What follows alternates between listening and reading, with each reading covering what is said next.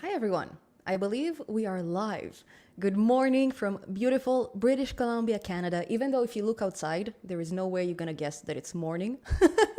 It's very, very dark and rainy and cloudy and whatnot. Happy to see you guys here. I'm gonna try something new today. I have the teleprompt right in front of me and I have your comments. Ooh, there's a lot of comments. Thank you so much. Many of you are here already. That's incredible. Actually, it shows me that there's only 2 of you here, but that's okay. That's enough. So thanks so much for tuning in. Thank you for all the comments. Oh, I already have requests here. Incredible. So yeah, let's get on it. Let me start this beautiful stream with an intro. See you soon.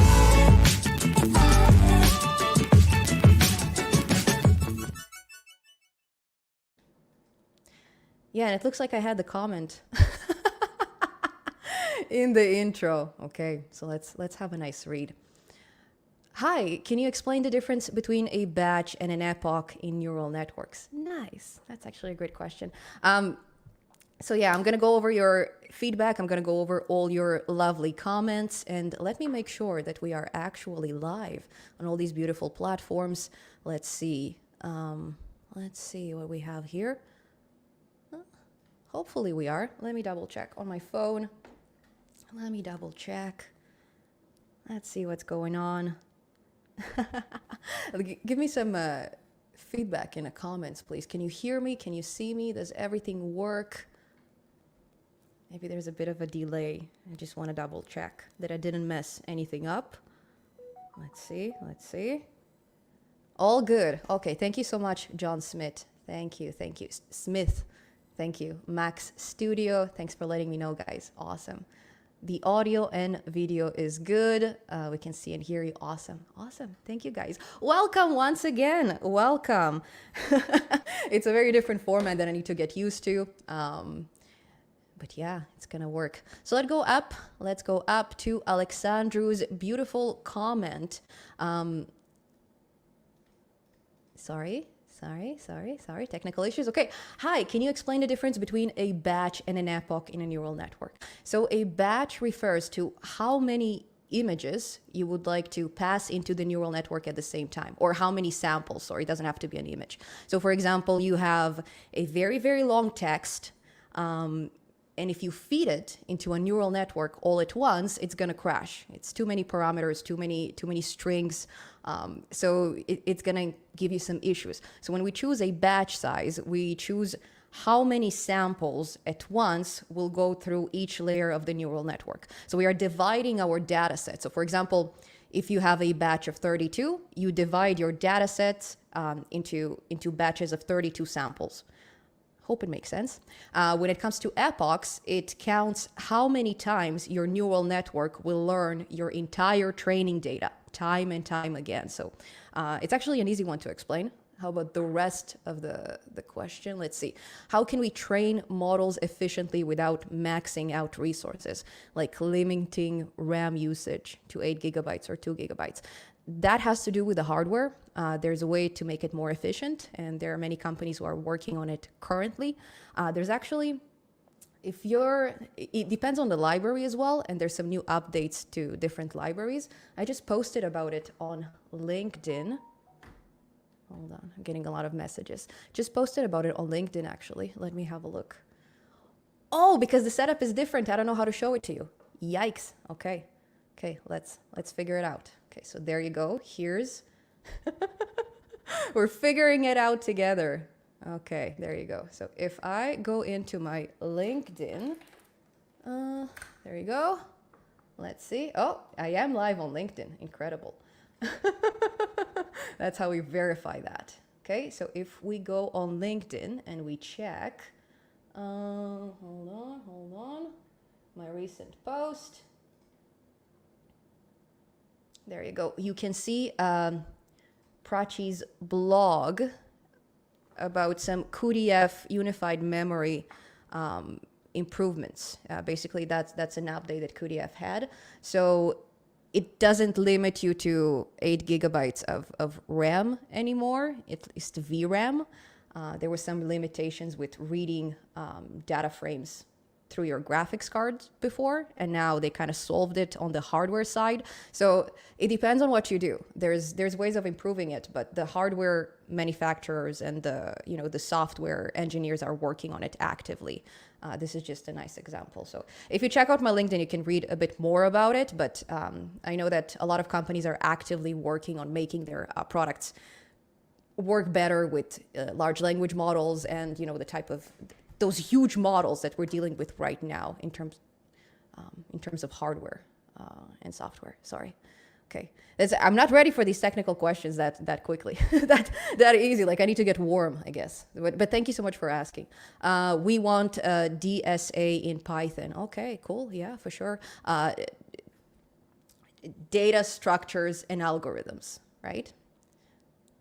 Let's see.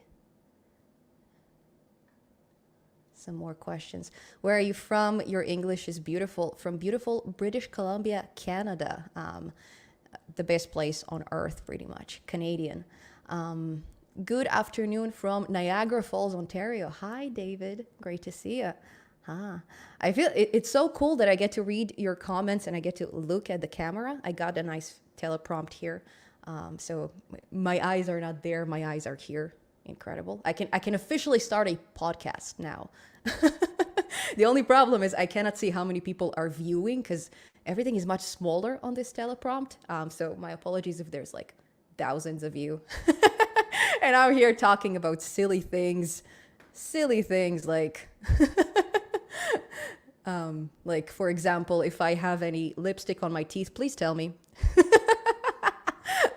Let's see. Warming up. I'm gonna get better with time. Yeah, give it some time. You guys are the first people I'm talking to. Actually, no, I talked to my brother earlier, but it was mostly a political discussion. It wasn't exactly a technical one. So yeah, I'm warming up. Hey, you're a very beautiful girl. You don't need to put on makeup. Beautiful. Andrew, how do you know I'm beautiful without makeup if you haven't seen me without makeup? Good question. I love it how people write it. It's like, you don't know. Maybe without makeup, I look like a troll. You've never seen me like that. Hold on. Next comment. I would like to learn about knowledge graphs. Have you covered already? Knowledge graphs? I'm not sure what it is. Chris. If I knew, I would tell you. I know about graphs. I taught them on a channel before. Knowledge graphs, that's something else. Maybe, what was it called? Mind, something starts with mind. Never mind. Sorry guys, my apologies. Please explain a final project ideas with explanations for data science students. If you already have that kind of video, share me the link, please. I'm actually wrapping up my own final project. I guess it is in data science. It's in machine learning, artificial intelligence. We actually discussed it last week. I showed you a few samples from that project of mine. I'm making a data set, and then I'm also making a classifier, basically checking if this data set is a good one. Because I may have worked very hard on creating a lot of samples, but they're really, really bad samples that neural networks cannot really understand. So that's part of my project, and I'm submitting it on September 9th. Now, when it comes to final projects, very often you'll be limited by your university. So for me, it's not like I could choose anything I want. We had a few templates that we had to choose from, and based on these templates, you kind of develop your project, but it has to come from a template, because I don't think they would know how to deal with you if you're just kind of freestyling it. They need to give you a bit of a structure. So it depends on your university, but honestly, when you're making a final project, go for something you're comfortable with. Don't go for something that, it's the first time you're learning, right? Make sure it's something that you're already proficient with, and it just gives you an opportunity to do something fun with your skill. And then when you're done with university, then you can actually make projects when you're learning more in the process about, because here's something that they will not tell you in university. Very often when you submit a final project to your university kind of owns it in a way, or at least owns rights to this project. My dad's final project remains in a university, and for a lot of people, actually, very talented people who kind of reinvented their wheel for their university project, they ended up being not too happy about it eventually. If it's a very, very good idea, don't submit it to a university. Keep it for a startup or something nicer. That's my only advice. So yeah, I'm here to listen to your feedback today. I know that a lot of you have already read what I wrote in the description. I'm here to hear your opinion about the channel, what I can improve, what I can make better. Is there something that I'm doing that annoys you? Is there something that I am doing that, you know, I haven't covered before and you really, really wanted to learn about? Yeah, any piece of feedback. I'm here to listen and I'm here to implement. I'd love to see what you think about the channel. Right now I'm at a crossroads. I need to make some decisions. So I want to see what you guys have in mind. And go from there. So my apologies if I missed your comments. I actually have 2 starred comments. Tobbs, thank you so much. Thank you for the coffee. I don't know if I'm showing your comment here. I think I do. And thank you so much for a new member who just joined us. Hi.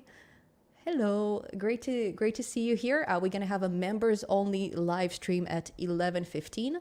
So we're gonna finish this stream in about 50 minutes. We're gonna keep it short. My voice is still kind of not very well. After an hour, I'm gonna make some coffee or something else. And then I'll see you guys on the members only live stream where you guys can join me with your camera, with your microphone. You can say hi. If you're there, very often I'd be there for about 5 minutes and nobody shows up, so I kind of leave. I'd be there alone saying, is anybody here? Oh my God, my voice is very high for some reason. I sound like a girl, holy smokes. Happens rarely. Yeah. Okay, so 3-starred comments, holy smokes. Thank you so much, Christian. Thank you so much. Super, super happy for your super sticker. Awesome. And thank you, Tobbs, for regularly sending me coffee. Incredible. Thank you, guys. I really appreciate it. Okay, so down in the comments, I have 9 new comments. Let's see. Ivan, hello. Hello, dear. I'm here. There is this phenomena of submitting work to universities while providing PAAS. I love it how you guys write me things that I don't necessarily know what they mean. Okay, let's see. PAAS. Okay, platform as a service. Okay. So basically you mean like paid projects to university, things you're actually getting, like earning for? Like your actual startups, you're submitting them to university? Wow, that's insane. Maybe I didn't get you right. I wouldn't do it. I would not do it for sure. Like a subscription-based kind of service, eh? You have very good teaching skills. Thank you so much. I appreciate it. Hello, can you cover the topic of how to sync to Smartsheet with Python? What's a Smartsheet? See, I'm discovering new things today. Let's see, Smartsheet. Let's see. Okay, is a software as a service offering for collaboration and work management, developed and marketed by Smartsheet Inc. Well, that's very specific. If I get more requests about these Smartsheets, we'll do it. But that's the first time I hear about this little thing, so it's up to you guys. Hello from Brazil. Hello. Tudo bem, my friend. Hello. Hi. Okay, let's see. Microphone volume is low, I guess, and quality is a bit down. Let's see. So I can make the microphone a bit louder. I think it's just me not screaming. Maybe that's why you don't hear me very well. But yeah. Hello from Greece. Hello. Hi. Do I know any words in Greek? I know yasso. I know spanakopita. The food. I know very, very well. Let's see. Ooh, sorry, what happened? Hello from Austria, Vienna. Hi. Wie geht es dir? Wie geht's? Guten Abend, I think. I've been to Vienna. They're saying that Vancouver and Vienna are in a constant competition of which city is better to live in. And I visited Vienna after I visited Vancouver. That was my mistake. I should have visited it before, and then I'd be more excited. Because generally, I used to really like the European style of buildings. I really liked the old architecture. And then after moving to Vancouver and seeing how all these new fancy buildings are all full of nice mirrory windows combined with trees and agricultural structures. Sometimes they have a roof of grass. I don't know. I fell in love with this style. And then Vienna was not as exciting as it should have been because it's a beautiful city. It looks amazing. Walking there is... You just look at all this art and you're shocked. It's incredible, right? But I should have visited it before Vancouver. So if you're planning a vacation there and there, go to Vienna first. You'd appreciate it more. Let's see what else we have here. Let's see. Oh, Badger is here. Hi, Badger. Good to see you. I miss you. I haven't seen you in a while. You probably commented before, but thank you so much for talking to folks. Network Chuck. Aha. So you're talking about cybersecurity stuff, ethical hacking stuff. Actually, I have a friend who asked me like, hey, Maria, why don't you do some ethical hacking tutorials? And I told him, well, I'd love to if I knew how. He is an ethical hacker. He's a pen tester, I believe that's his position. So I told him like, I'm open-minded if you want to teach me, I can share your wisdom with the world, but yeah, I just don't know how to make sure that people use it for the good and not for the bad. That's what I'm kind of scared of. I'll teach you all these things and then they'll backfire at me. I'm kind of scared. It already happened with bots. I had a lot of imposters everywhere. Okay, hello from Pittsburgh. Hello, Pennsylvania. I follow you because you're beautiful and smart. Thank you so much. That's awesome. I have no idea anything you talk about. Cheers. Okay. Okay. I respect it. One day I'll open a gaming channel or something where, or I'll just keep forcing you to do smart things. I'll keep doing things that are educational, and as a result, I'll be helping the world in a weird way. Do you have any experience to share regarding mountain language? Mountain language? Is there? There must be a programming language named Mountain. Okay. No, I have no idea. Thanks and best regards out of Switzerland. Well, of course, you're interested in mountain language. You're from Switzerland. There's a lot of mountains around you. Yeah, it makes sense. I'm also surrounded by a lot of mountains, but I don't know how to talk to them yet. Have you been to sunny beach, Bulgaria? No, but my spouse has been. Zlati Piaski? I think they call it. My spouse is Bulgarian. He speaks fluently Bulgarian. He was born in Bulgaria. His family is there. His mom is there now. So yeah, I'd love to visit one day. I haven't been there yet. It's on my list for sure. His mom is inviting us all the time, but we're kind of, yeah, you know what? We don't want to go to Europe just yet. We'll wait with it a bit. We live in a very nice place here in Canada, very comfortable with it. And we don't want to go anywhere. Honestly, I've been invited to a bunch of conventions and a bunch of places in Pittsburgh, Pennsylvania, by the way, was one of them. And I'm like, I don't know. I kind of want to use the summer because there's not a lot of summer here, as you can see. Well, you cannot see, but if I'd show you outside of the window, it's pure darkness and rain, and it's still the middle of the summer, so it's weird. So while the summer is here, I prefer to stay in British Columbia. After the summer, when it's winter here and it's raining and it's not as fun, then I'll go to other places.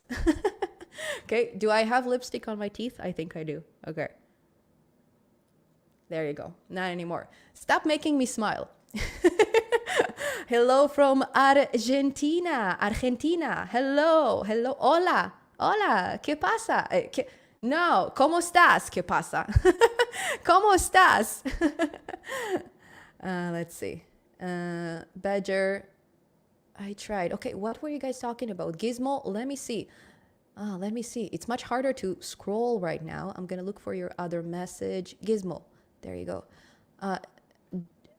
Daft thing, but ever considered a tutorial getting private GPT project set up, as it deferred me so many times. We'll do it one eventually. Yeah, because I think it's important. Having your own kind of private large language model makes more sense than sharing it with so many people and kind of disclosing private information to it, and then, you know, OpenAI kind of fetches it on the other side. I don't know if it's the best type of practice. When I look at the future, that's how I see people manage their AIs. I imagine a future where each of us has a private Maria GPT or Badger GPT or Gizmo GPT, and it's basically an enhancement of ourselves. And nobody else other than us has any access to it. And that's what makes us kind of special. That's how I see things.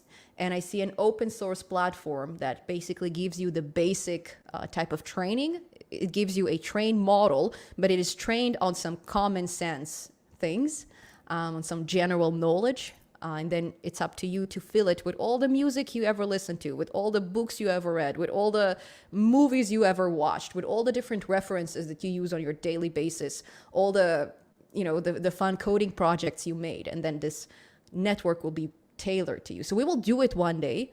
I just don't know if we'll do it soon. Okay, but I will look into it.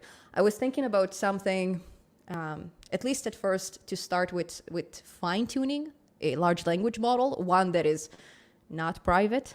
Okay, I was thinking to start with it, and then we kind of can take it elsewhere. But yeah, I agree. Like Network Chuck did it. I've seen a viral video popping. I don't watch. I never watch, but I've seen him do it. So if it doesn't work for you, I'll definitely look into it. Let's see. Okay. We have Marcelo. Hi, Marcelo. Great to see you. It's been a while. Marcelo has an amazing podcast. Very happy to see him here. Folks on LinkedIn are joining us today. Check out Haystack 2.0. It's open source. Would love to see a tutorial on that from you. Okay, for sure. I'll look into these things. Thanks for letting me know, guys. I really appreciate the help and, you know, tuning in and just sharing your feedback and all those things that you want to watch. Okay, you have to say, hola, boludo. Boludo, what's boludo? Oh, so it's a bad word. Marcelo, how did you do it? Why? No, I would read anything you guys write. That's the problem. Sometimes I would Google things that I shouldn't Google in front of you. You know? I think once Badger stopped me from searching something that is not safe for view on Google because there was a comment that told me to search it. So yeah, we're freestyling it. We're freestyling it. Yeah. But Marcelo knows Spanish better than me, obviously. But yeah, thanks for tuning in. Gotta get you back on my podcast. Yeah, for sure. Give me a shout. We'll do it. I'm smarter now. It's been a while. I'm about to finish my university, actually. So if we can do it after September 9th, let's do it. Because September 9th is my final submission date, and then I'm done with this university madness. Okay, we have a request that I'm actually doing. Okay, we have stock prices predicting method that could be implemented in Python. Okay, so what we're gonna do not in the next tutorial, but in the one after it. I already finished the script. I already have 15 pages of it, so it's gonna be a very, very fancy project. I'm gonna give you the background to do something like that. So we're gonna build an app that has a front end and a back end with only Python. Okay, no HTML, no CSS, no JavaScript, Python here and Python there. I'm going to teach you how to make it work, and it's going to be a very dynamic application. So what we'll do is we will grab some S&P 500 stock data, something that is being daily updated through Kaggle. It's not real-time data, but it's fairly updated, so we're using it. We're gonna create a data science dashboard from this data, and we can plot different stocks one besides the other in a very dynamic way. We have no submit buttons. We just click on things and they pop. It's going to be an amazing app. And then based on this app, we can develop a predicting app out of it. Right now it's just showing you some stats. It's a very long video. I couldn't continue any longer. I tried to make it shorter than what it actually was, but I failed. So it's going to be a 40-minute-ish kind of video. But on your end, you can then take it and you can develop it into an actual classifier. Maybe we can do it live. We'll see. But yeah, it's something I wanted to do for a while. And even though something you should keep in mind, Adrian, what affects stock prices, it's not always things that we can predict.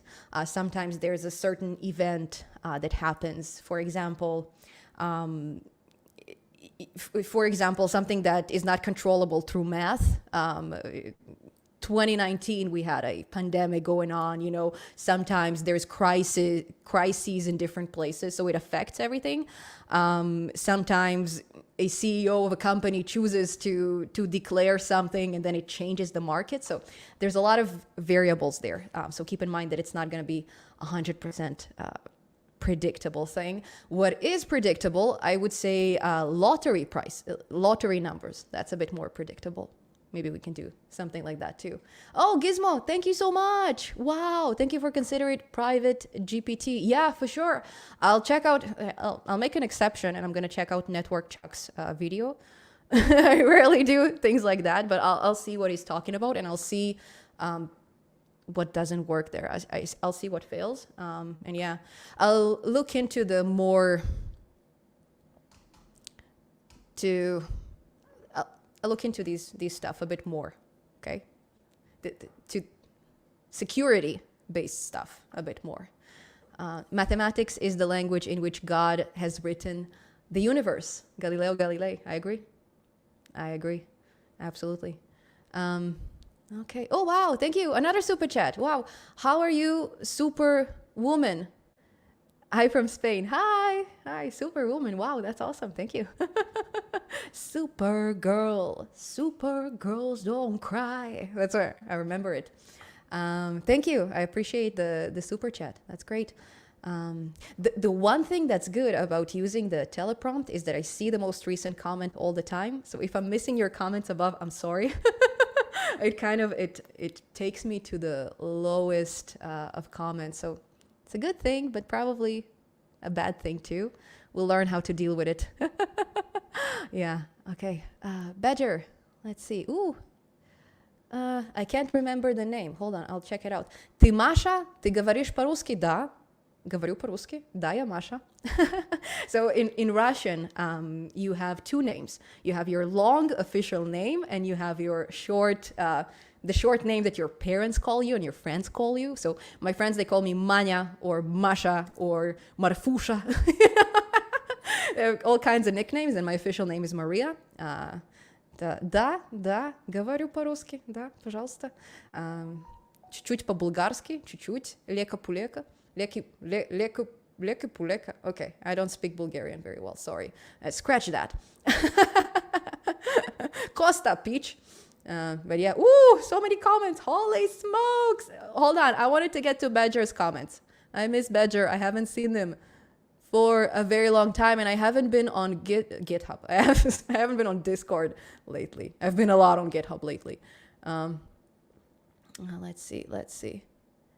Adrian, thanks. A mockup app is more than good enough. Thank you so much. So the mockup is for the data itself, but in terms of the prediction algorithm, I just don't want to confuse anyone. The prediction algorithm would have to do it on top of the mockup app, but it's something that makes poetic sense, like makes logical sense, that if we already show all these stats, you might as well show a prediction. And the the method I'll teach you, the method of achieving it that I will teach you is very, very good at producing predictions. You can even produce predictions with different models. You can compare their predictions on the back end and display it on the front end. It's incredible. It's called scenario management. But yeah, I'll reveal it more shortly. I just finished writing the script yesterday or 2 days ago. Okay, she has StreamYard or something. Yeah, StreamYard. That's right. Badger, you remember? You remember the name. Actually, we did a stream with Badger, with Josh, and with Tom a while back when we were still very active on Discord, and they joined me. So it's fun. I can actually send you guys a link. Like anyone, I can send right now a link in the comments, and then you can just join me on the stream as a guest. And I have up to 10 guests, I believe, that I can invite on my the specific thing I'm paying for with StreamYard. And I included a link in the description at the very bottom, because StreamYard now has this thing that if you include a link and somebody actually clicks it and ends up subscribing, you get a discount. Let's see if it works. I don't know if I believe them, because there's no way for me to know if somebody actually clicked and ended up purchasing anything. But I guess referral program, they call it. I don't know. If it works, it works. Hey, let's see. What else we have here? Oh, incredible. Oh, we have a lot of stuff. Which I'm not going to comment on. Ivan, я вообще-то из Крыму. I'm from Crimea, so I'm not going to say anything on a topic. You can ask other people. I'm not diving into these things. Obviously I have my own opinion, but here, we're here to learn Python. We're here to do things that are not fighting.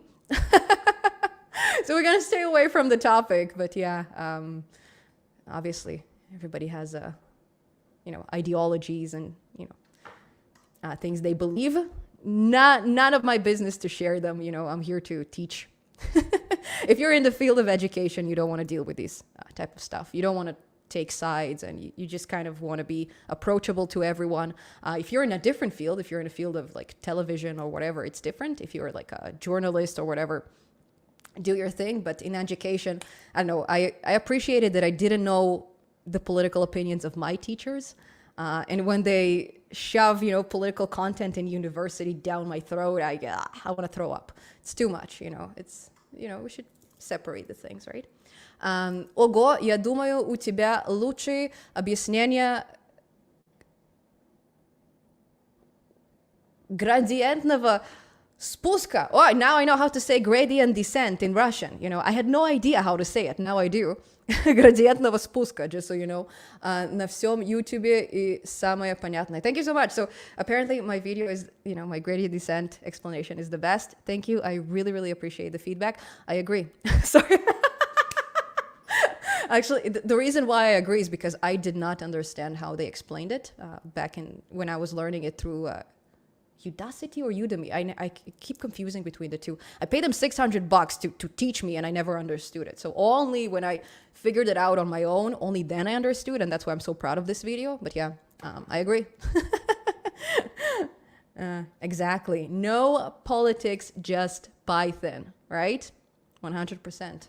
I agree. Politics is something you do after, with your friends, with your family, around the table. Very important, but, not in this kind of atmosphere. Over makeup, just disturbing. Sorry to disturb you, dear, but it is what it is. It is what it is. When you are beginning the series.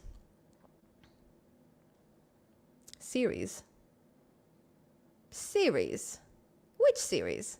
I may have talked about it earlier and I forgot. My apologies. I hope we'll use AI to ask the right questions about the universe and find the best possible ways to improve humanity and preserve consciousness. I don't know. I wouldn't ask AI on how to preserve humanity because it doesn't have any, skin in the game. AI and humanity are not the same. So I would probably ask a human. A human who has kids and, has a stake in what's happening to our universe. AI is kind of, I'll probably survive regardless of what happens to humans. I'll find a way. So I wouldn't ask AI these questions. Is there a way to run Python frameworks like Django on hosting accounts like cPanel? I don't know what cPanel is, but yeah, you can definitely host your websites. Let's see what cPanel. Okay, hopefully it's not a dirty word or something. Marcelo. cPanel. cPanel. Web hosting control panel software developed by provides graphical interface and automation tools. Yeah, if it has a graphical interface of their own, probably not. I'm not sure. I don't really know what it is, but Django is a graphical interface. You use it for a Python backend and a front end that's in CSS, HTML. You know, JavaScript, you can also use it. You probably need to use it if you want to do some browser interaction, some user-based interactions that do not require requests, right? Hopefully it's not gibberish. It's hard to talk when you're not planning in advance. It's hard to talk in simplified terms, so you talk in general terms. What time is the cat streaming? Well, he's now sleeping. So my spouse has a, he's doing racing. He's doing a lot of like car races and stuff. So he bought himself a wheel, and he bought himself a nice chair for the wheel. So he has an entire setup of a vehicle, and it's a black setup, and it has suede in terms of the fabric. So every little thing catches onto it, and it's the favorite place for my white-haired cat to sit. So every time he gets up from this chair, which is where he is sleeping now, the chair is absolutely white, and then you need to clean it, and it's fun. So that's the situation. Yeah. Let's see what else. Okay. Hello, I have just joined. I myself a data scientist, and I would love you to shed light on developing CNN based trained models for mobile apps, and also machine learning trained algo with web app. Love from the UK. Yeah, so web app with a machine learning algo is something already done. Let me pull it out. Hold on. I'll go to, technical issues. Okay, I'm gonna go to YouTube Studio, and I'm gonna show you where. It's an app that is an image classifier. Actually, I have a few. I have a few of them. Okay, so the most, my apologies. Am I in the right place? Yes, I am. I'm just gonna make it larger. You may have not heard me very well during this time. There you go. Computer! Stop volunteering. Stop volunteering to do things that I don't want you to do. Okay. So, you're not supposed to see that one. You had a glimpse at my new video that is not out yet, but you didn't see the content. You just saw that it's already there. Okay, so this video, Stable Diffusion app, create GUI app with Stable Diffusion. It's a web application we're building with Flask, and we are loading a deep learning model named Stable Diffusion that generates all kinds of images. So in this, I'm showing you how to make an app that actually uses deep learning to produce stuff. So you're not making the network, but you're using an existing network. Another one, which is probably even cooler, is this simple machine learning GUI app with TypePy. Okay, so this one is an image classifier. Also, it's I guess TypePy is built on Flask in a way, like they're connected to one another. So I see Flask in the requirements when I'm running TypePy, so it might be similar, but it's really cool. It's a beautiful application, and in this one, you're actually making the neural network yourself. You can train it if you want. I'm basically supplying you a ready neural network, something that I already trained. And if you have the time and the patience on your end, you can customize it, you can make it nicer, and it's completely your own. It exists. In terms of CNN, do I have a CNN? Yeah, I do have convolutional neural networks, but not for mobile apps. So when it comes to mobile apps, I'm not too familiar with the requirements, but what I recommend is to use APIs. Sorry, ooh, mouse issues. What I recommend is to use APIs. Basically, instead of downloading the model on your mobile device and abusing, you know, the hardware with all the processing power it requires, just process your prompts somewhere on the cloud. You can use something like LangChain. You can use something like Olama, right? You can process these things elsewhere. My next tutorial will show you how to do it really, really well. So process it somewhere on the cloud and then kind of fetch it. That's what I would do, because I know that with mobile phones, there is a lot of limitation. So I wouldn't use the mobile phone to actually make a prediction, if it makes any sense. I would use it to just display it, and I would process it elsewhere. Yeah, I think it makes sense. Sure. Why not? Let's see the lowest comments at the very bottom. Print hello village. Hello village.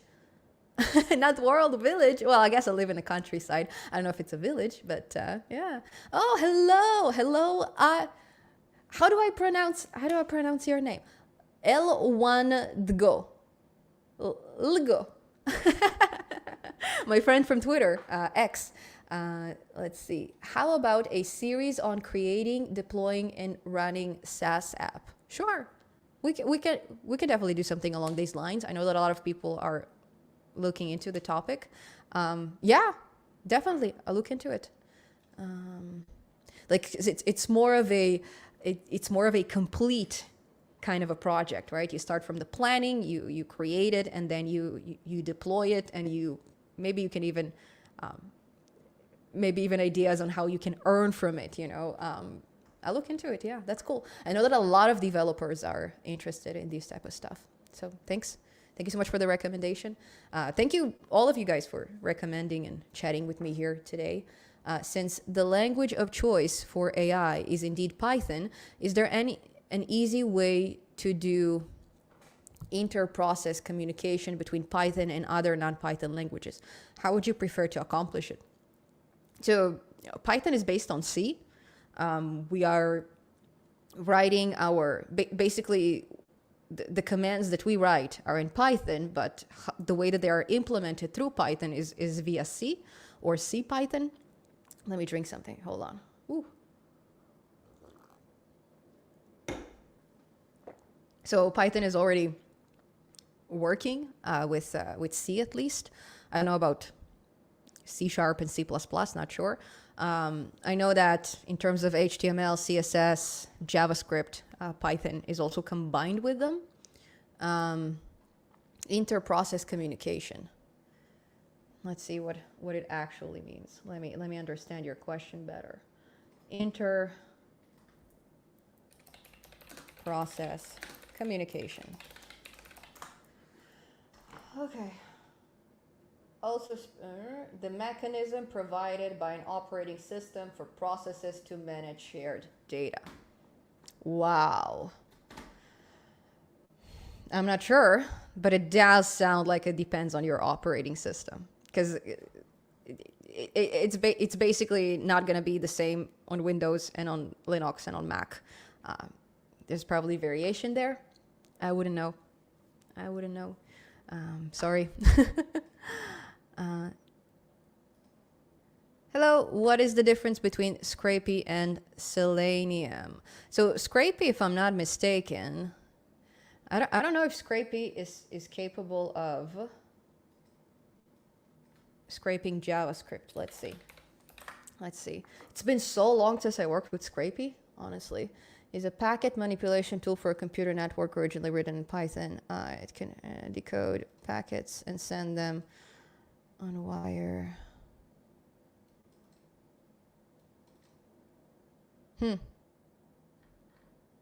Yeah, you know what? It's been a very long time, but what I can tell you about Selenium is that it's used for automation, either for automation testing. So when you have a website and you don't want to deal with,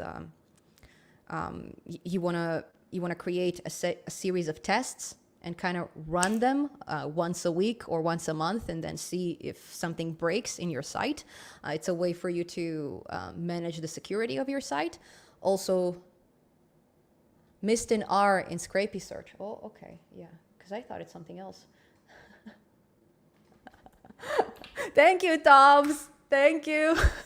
Scrapy, okay, is a free and open source web scrolling framework written in Python, originally designed for web scraping, can be used to extract data, APIs, and okay, Scrapy, let's see, XML or dynamic. Let's see. Dynamically loaded content. So yeah, interesting. So the only difference between Selenium and Scrapy in that case is that one of them is a crawler and one of them is a web scraping library. Okay, so I don't know if there's much difference. Yeah, so I think crawler is used to fetch data, basically take some data that exists on a site, and with Selenium you can actually automate things. You can make bots, you can really save a lot of time on different processes. So yeah, probably that's the difference. But I was about to film a Scrapy tutorial a very long time ago, and I haven't had a chance to do it. And because I haven't had a chance to create a lesson plan and to figure it out, I'm not proficient enough to give you an answer here. And it was like 3 years ago at least. Have you studied predicate logic? Of course. Everybody who does computer science does. It's kind of part of it. It's one of those things that you need to learn in terms of math. We all did, unfortunately. It's just, but, you know, it's good for like software development. You need to know it. Have you done anything cool with ESP32? They're really cheaper than Arduino. No idea. I'm just working with good traditional computers, laptops, things of that sort. Can one pack a Django app into a precompiled executable to sell it? I don't know if an executable, but you can pack it into a Docker container and then you can distribute it. I don't know if you can sell it in particular, but yeah, if you're probably if you're talking about an executable, you're probably not talking about a web application. You're talking about a desktop application. You can do so with any kind of desktop GUI. I have a video showing you how to do it, in fact, if you have a Windows system. So hold on, I'm not gonna go there. Let's see where it is. So it must be after. There you go. So GUI app, convert, sorry, my microphone is covering it. Convert app to real program. Okay, that's the one. It shows you how to build a wizard, not only an executable, but how to make an installation wizard. And through this wizard, you can set a password for your product. And then you can only send this password to those who pay you, right? So it's possible, but you need a desktop application or a mobile application for that. Specifically for this video, you'll need a desktop application. But I don't think you can do it with a website unless you don't want people to visit.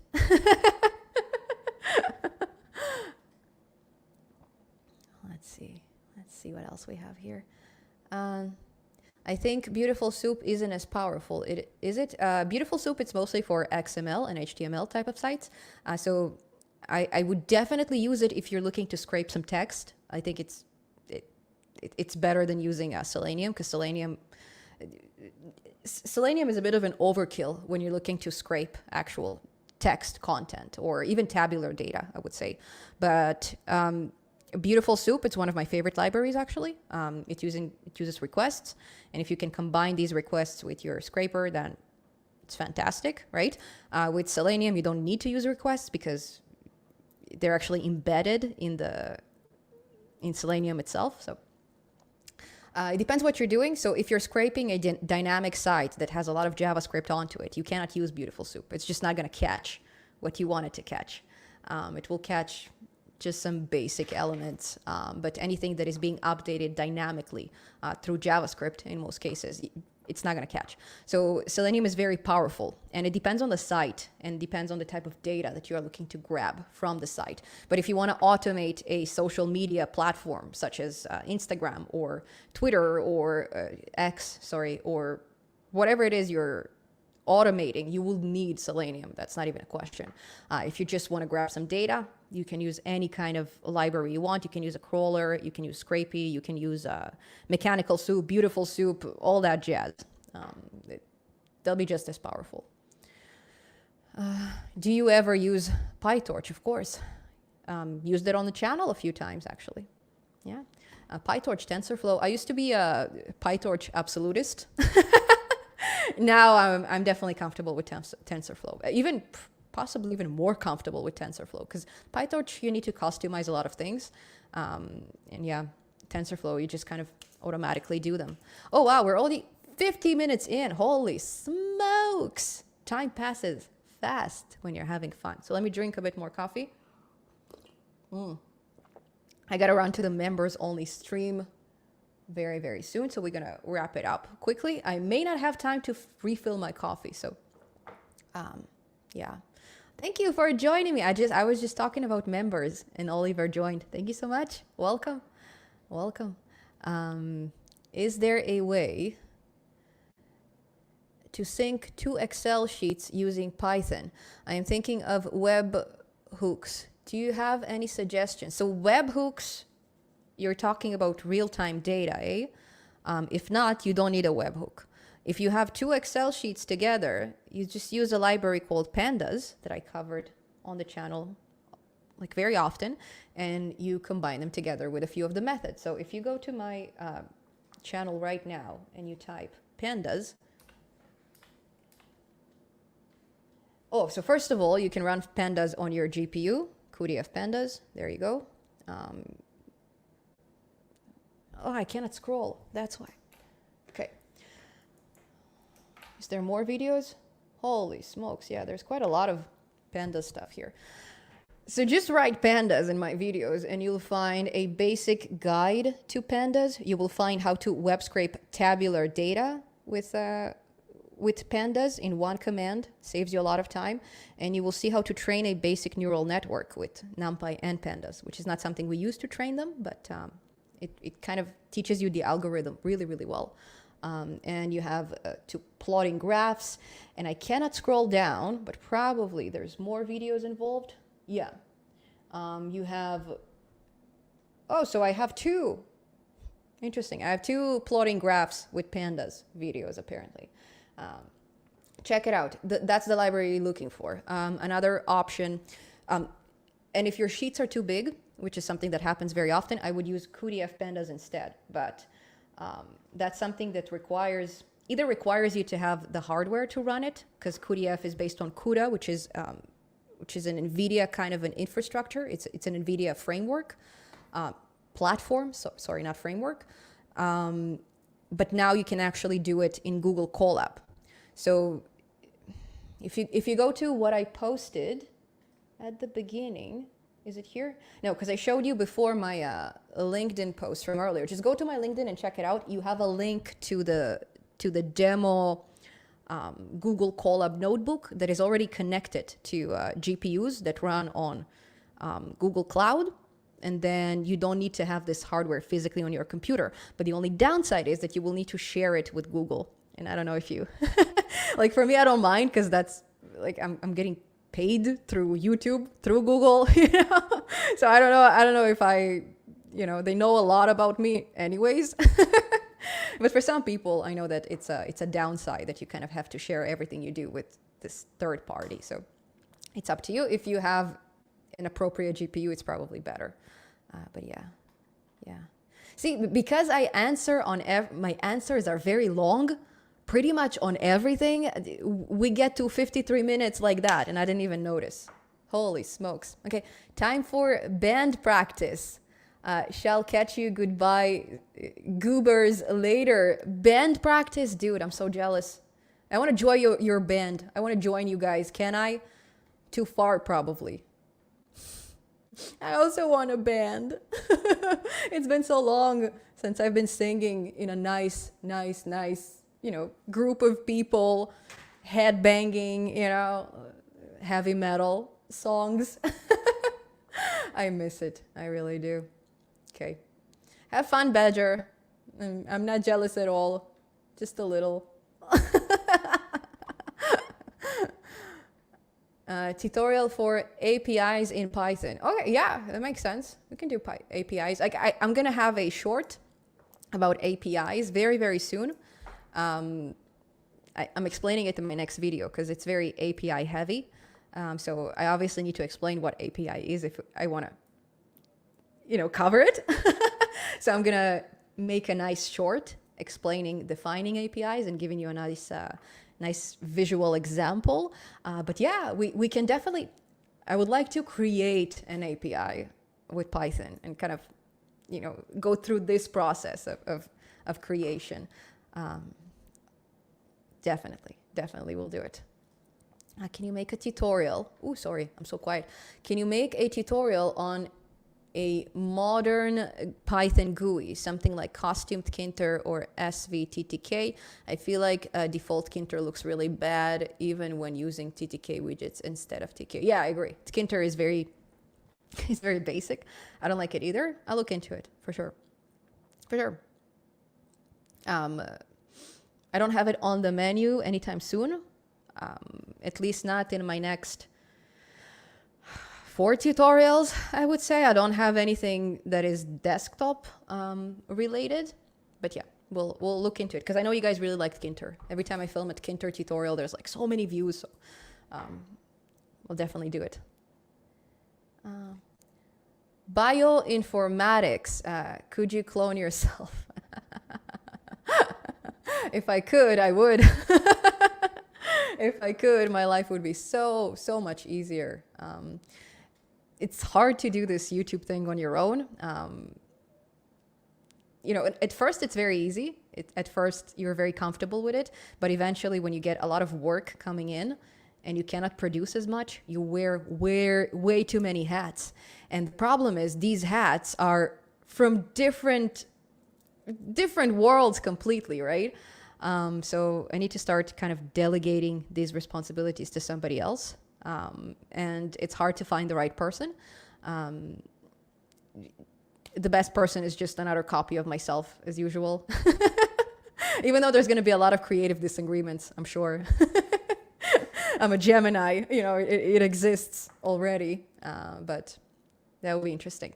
I'm not familiar with any developments in this field yet.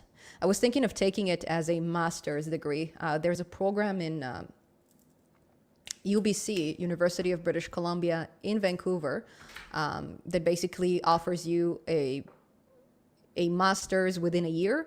It's a short program, so if you have like a technical background, if you have a BSc, a Bachelor of Science, then you can basically take it and very quickly learn how to use things like CRISPR, how to apply machine learning in biology, and genetics, things like that, which is something that I was always fascinated with. But honestly, now that I'm finishing my degree, I don't want to go back to school. Like I'm not looking forward to go back. I didn't finish it yet, but I need a break from this. I don't know if I want a master's degree, honestly. Okay, hi, please make out tutorials on machine learning and deep learning to Gen AI and so on. Yeah, that's the plan. That's something I'm already doing. My last few tutorials were about that. My next few tutorials are about that. So don't worry about that. That's it's going to be on the channel a lot. Can you teach us about how to make API using Postman? Not sure about Postman, but I'll teach you how to make APIs. Yeah, I was thinking about it for a while. I wasn't sure if it's something you'll be interested in. She would be like God Tooth from Gods of Egypt movie with thousands of his clone servants. I don't know if I want to get there. I'm thinking about Mila Jovovich, Alice from Resident Evil. When I'm thinking about so many clones, I'm thinking of her. Resident Evil is one of my favorite series. Not all the movies are good, but I really like it. Have you ever done advert of code? No, no idea what it is. A lot of things I'm not familiar with, because that's the problem with communicating with, very smart viewers. If I was having a makeup channel, or the questions would be like about like, have you ever tried MAC Cosmetics? Have you ever tried Dior? With you guys, have you ever tried this super complicated thing that I cannot even spell properly? I can't even pronounce properly, right? Okay, so we're almost at an hour. I'm gonna have to go, you guys. So if I didn't get to your comments, I'm sorry, you guys. I'm gonna get to them after. I'll actually have a look at all the live chat. That's why we're keeping it an hour long, because there's a lot of looking for me to do. A lot of looking. Let's see last few comments, and then I'm gonna have to go to the members only stream. If you're a member of the channel, definitely join it. You can find it.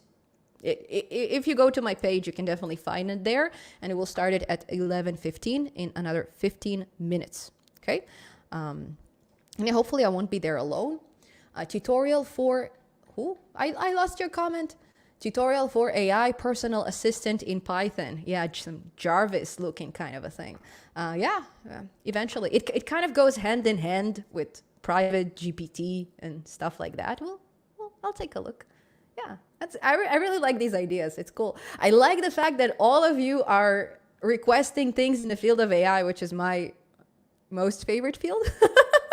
It's like, wow, I never thought it's going to be the case. Who would have thought a few years ago that you guys will be interested in these things?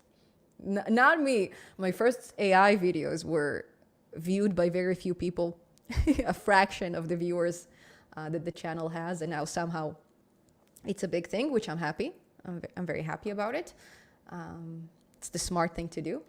Automate all the drums using Raspberry Pi after joining the band.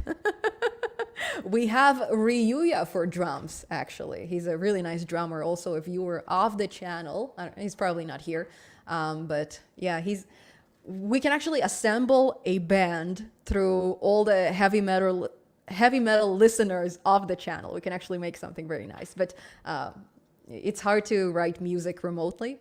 We need to be in the same place, and everybody's kind of scattered all over North America. So unless I'm moving to the States, it's not going to work. And I don't know if I want to move anywhere now. It's just amazing here. I love it. Yeah, so thanks for your suggestions. So both Excel sheets are being changed in real time. I want some way to sync them, like changes made in one should reflect in the other. Is it possible? Yes, but I don't know if it's possible with Python. That's the only thing I'm wondering. I don't know how to do it in Python. I know that I covered it briefly in a tutorial in the past with a platform named Deephaven. So take a look at Deephaven. See, I'm gonna search them right now. I haven't heard of them in a very, very long time. Let's see, Deephaven. They used to have, here they are. There you go. Check them out. See what they offer right now. I worked with them at least 2 years ago. But the whole idea of this platform is dynamic tabular data. And they use Java for that, if I'm not mistaken. Don't let Darcy hear it. Scrumptious. But yeah, check them out. They might have a solution for it already. But if you're looking for very specific sheets, you'd probably have to set up your very own WebSocket. That's very complicated. I don't know how to do it. I wish I did. If I knew, I'd probably teach you. What do you think about using Excel and Python? I heard that. Ooh, sorry. Oh, speaking of heavy metal listeners, I'm here too, Em. Don't forget, please, headbanging mosh pit wall of death. Let's go. Yeah, the last time I've been in a wall of death was about a year ago in Boston. I went with my brother.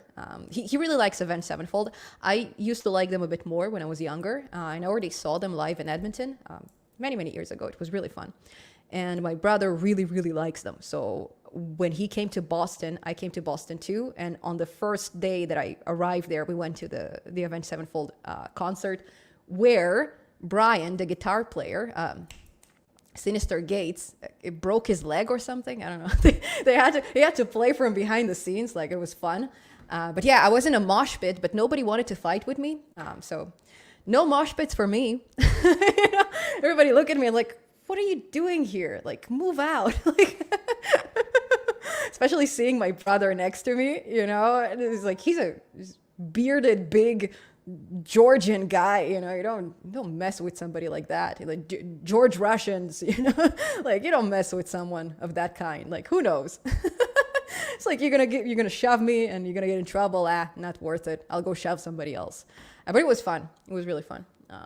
I missed heavy metal concerts and stuff. I should go more often. Sorry. So where have we been? Yeah, we've been here. That's the comment I wanted to read. What do you think about using Excel and Python? I heard that adding Excel to Python is very wonderful. Many people have said that it will help create some program in an easier way. So I haven't really tried Excel in particular. I'm talking about CSV files, which is the type of data that you store in an Excel file. It's a comma delimited type of files. It's very similar. It can be read with Excel, but personally, I don't have Excel for many years since they made it a paid program. I'm just like, I don't need it. I'll just, you know, I'll just use, you know, whatever Google has, like Google Sheets or whatever it is, or just some. I never need Excel because I already know how to automate it with Python. But that's what you need pandas for, or QDF pandas, or polars, or there's so many different things you can use depending on the type of data and how big it is. So Excel is not very good when you're dealing with like billions or millions of rows of data. When your data sets are 10 gigabytes in size, like when your data sheet is really big and has a lot of formulas in it, it's very hard to load it with Excel. So there's a lot of limitations in that. There's more limitations in Excel than just using CSV. Yeah, I don't like Microsoft in general. If I can avoid their products, I'll be a happy camper. But it's hard to avoid Windows. Hard. Like, I wish I could. You have a Viking as a bodyguard. That's right. Yeah. Yes, I do. It's funny because when I grew up, all my friends, they were like very big and scary guys. They were like really like intense crowd. And every time we would go to parties, I was always single as a result, you know, because everybody thinks that one of them is my boyfriend, so nobody hits on me. But they're all my friends. They're very, very good friends of mine. Now that I grow up, I realize that maybe some of them had a crush on me, and that's why I was part of their group. But when I was young, you know, I didn't understand why nobody approaches me. It was like, yeah, look at these human towers, you know, human mountains surrounding you. I was like, nobody wants to approach. Yeah, and you know, when I was young, I was not in mosh pits. I was mostly on stage, so I missed the opportunity to fight people bigger than me. Yeah. Cool. So yeah, I'm about to leave you guys because in about 5 minutes, I'm going to start the members only live stream. So if you're a member, tune in, please. Let's see the last comment. Hi, hope you're doing well. Can you make a roadmap video on Python development? I have a roadmap. It's very, very old. And I have a very weird lipstick there, but roadmap.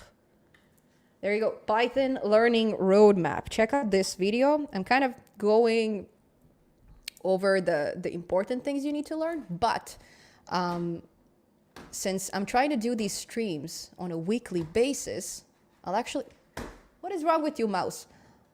Since I'm doing these streams on a weekly basis, I'm going to try to make something where I teach you as I stream. So we'll just go to the Python documentation and we'll learn Python from scratch, basically. I think we should do it. I think it's gonna work. And maybe I can find a volunteer that can be on the other end and kind of be with me on audio, that kind of can tell me like, hey, I understand that. Please explain it better.